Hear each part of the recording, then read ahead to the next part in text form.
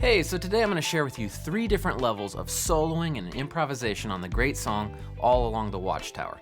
Now obviously this is originally a Bob Dylan song. It's been covered many times, including Jimi Hendrix and more recently Dave Matthews Band and a ton of other great artists. But nonetheless, it is an awesome jam song with 3 chords that really sound great, and you can take it to any kind of jam session out or jam with your friends. So let's go ahead, we'll jump into these 3 levels. So this is such a great jam song because it really only has 3 chords. That's going to be A minor, G major, F major, and then just back to G major. And that's going to put us strongly in the key of A minor. So really, your A minor pentatonic scale is going to be a perfect fit. And level 1 will be literally playing the box here at the 5th fret.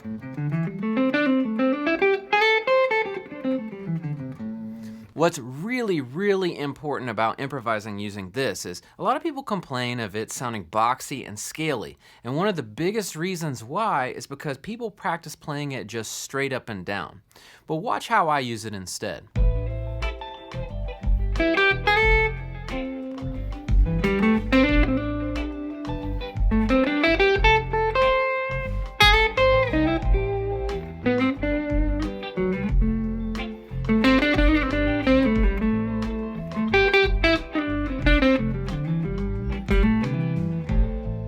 Now if you notice right away, I try to get away from playing all the notes and definitely straight up and down. The other thing is I instantly try and start adding the 5 things that make scales sound like music. That's going to be hammer-ons, pull-offs, slides, bends, and vibrato.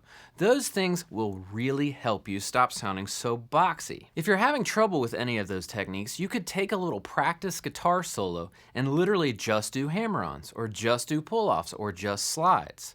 For example, hammer-ons only.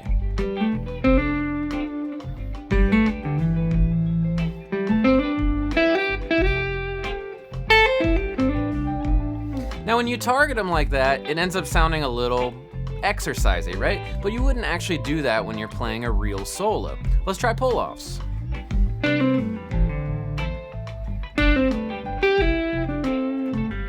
Different lengths of time on each note really makes it sound more musical and interesting.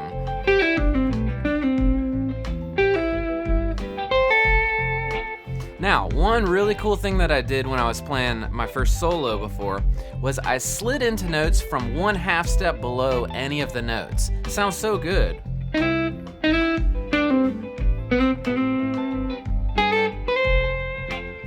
Now you may say, well, Daniel, those notes are not in the key. It doesn't matter. It's what we call a grace note.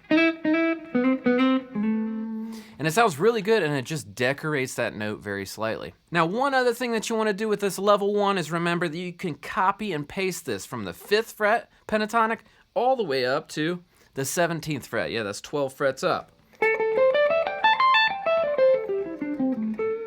Now, from teaching lots and lots of guitar lessons, I find that people don't necessarily play as smoothly up there, but what you should do is in the practice room, make sure you're spending time practicing improvising, doing some hammer-ons, some pull-offs, slides, bends, vibrato up there, and you'll get more and more comfortable with that position.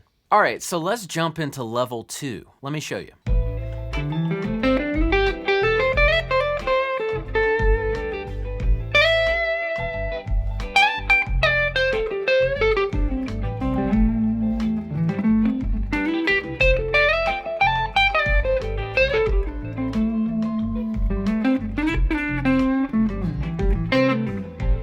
If you've ever watched any of my lessons before, you know that I'm crazy about the diagonal pentatonic, and the reason is because it really helps you get out of that little boxy sound of the classic box pentatonics, right? It allows you to kind of slip around a lot more.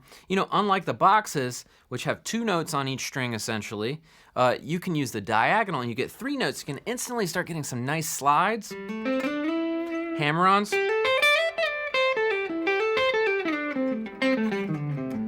I think it just sounds so great. So I'm using 2 different diagonal minor pentatonic boxes. I'm using the one that starts with the root on the 6th string at the 5th fret.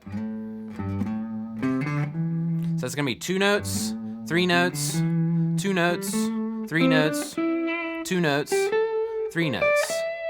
Now I have a free PDF that you can download with all of these diagrams. All you gotta do is go to soloonguitar.com and you'll get all these diagrams in the key of A minor pentatonic, plus over 50 other pages of downloadable awesome scale shapes, arpeggios, really cool stuff. So head over to soloonguitar.com to grab that. Now the neat thing about the diagonal is you could really start anywhere on the fretboard. You don't necessarily have to start on the 6th string like we do with a lot of our scales. You could also start on the 5th string at the 12th fret. That's a 2-note set.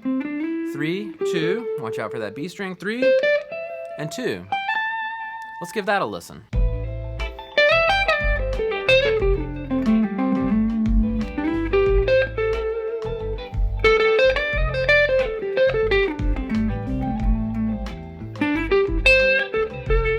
One really important thing for me is making sure that I'm not just starting at the bottom of the scale all the time. I'll start kind of in the middle of the scale. I love to start on the 2 middle strings. So I just locate my root note and I can play that diagonal from there, even on the G at the 14th fret.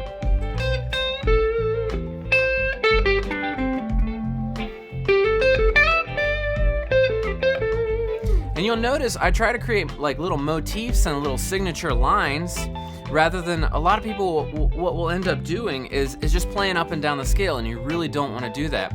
You want to choose kind of a smaller amount of information and try and make out some, really nice musical phrases from just that smaller amount of info.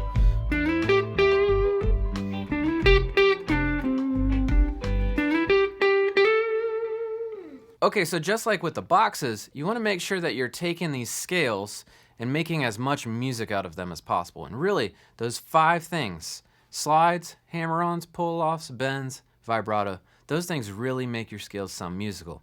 If you're using those 5 little decoration things and you're really thinking about the rhythm and being in the groove, you're gonna start to sound really, really good.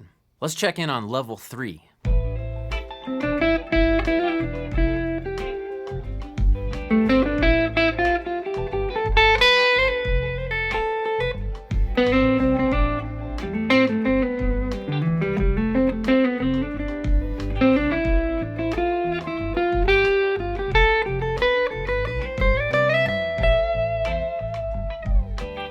Now, what is level 3?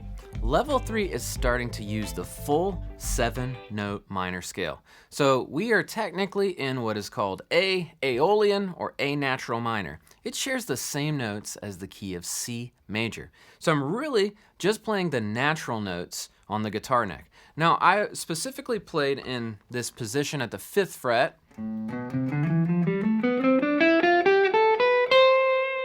which sounds really great, but really, you could play in any of the 5 shapes, whether you think about those as like the cage system or whatever, any of the 5 shapes of C major across the entire guitar neck. One little caveat, when playing the 7-note scales, it's really important that you understand that just because the note is in the scale doesn't mean it's always going to sound great. The pentatonic is really, really forgiving. That's why so many great players use it. However, when you're playing the 7-note scale, you're gonna wanna watch out for a couple of the notes. So if we look at that minor pentatonic, we've got A, C, D, E, G, back to A. It's just those 5 notes, right?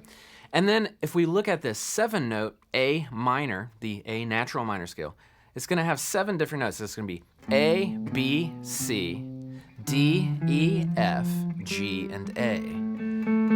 And I'll tell you, the note that you really just want to kind of be aware of is the F note. It's the flatted 6th of the scale. I don't want to get too heavy in theory on this, but basically it's going to happen in 2 different locations if you were playing here, but it'll also happen across the neck. So you really want to watch out for nailing that F. Let me show you why. All right, I'm jamming. Wow.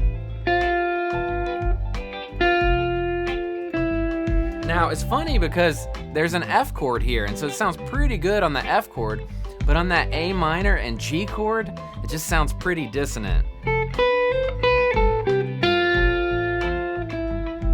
So it's really important when you're playing the 7-note scales, just be aware that some of the notes don't always sound great, but you can use them as, say, a passing tone, right? So instead of like really nailing that note, I can pass through it instead. And that might be passing through ascending, like E, F, G, or I might be going descending G, F, E. But really nailing that note can sound a bit dissonant, so I'd watch out for it. Now that you've learned how to jam on 3 different levels of All Along the Watchtower, watch this video next in order to skyrocket your playing on a classic 1-4-5 in the key of E major.